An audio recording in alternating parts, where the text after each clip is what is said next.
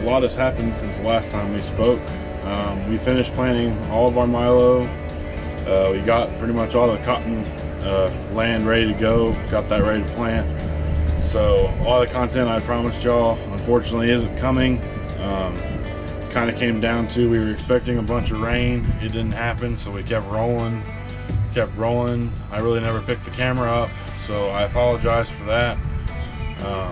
But today, I guess we'll probably have a bunch of little odd jobs. First of which is going to be pressure washing the 8295R. So if I can get y'all stuck in the toolbox, got the strong magnet on this camera. I'm going to stick y'all up here, and maybe I'll try a time-lapse video of me pressure washing this thing. Anyway, sorry about the content, but I hope y'all enjoy what I got coming for y'all.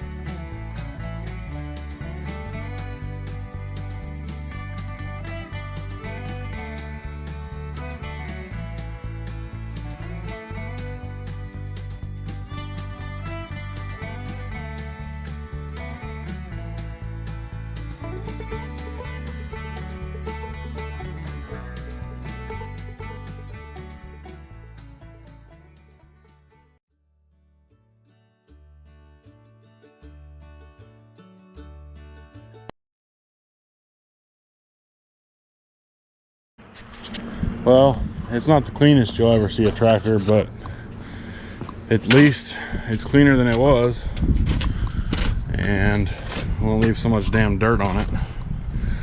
And plus I got other stuff I want to do today. Let's see if I can get across here. So cleaning this tractor can't be the only thing I do, so I think we'll probably leave this interior dirty just for the moment. Put y'all on your deal up here. Yeah, there we go. We'll probably leave the interior dirty for the time being, and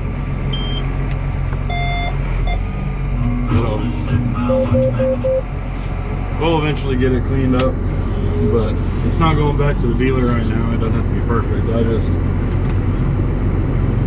It was a little much in the dirty department, in my opinion, to just leave it. So that's why I went ahead and gave it a little bath. So just gonna move it out of the way, drive real slow, try not to pick any dirt up on the wet tires, and throw it back on the tractor. I'll just take it and go park it over here somewhere out of the way. And maybe we'll go do a little bit of crop scouting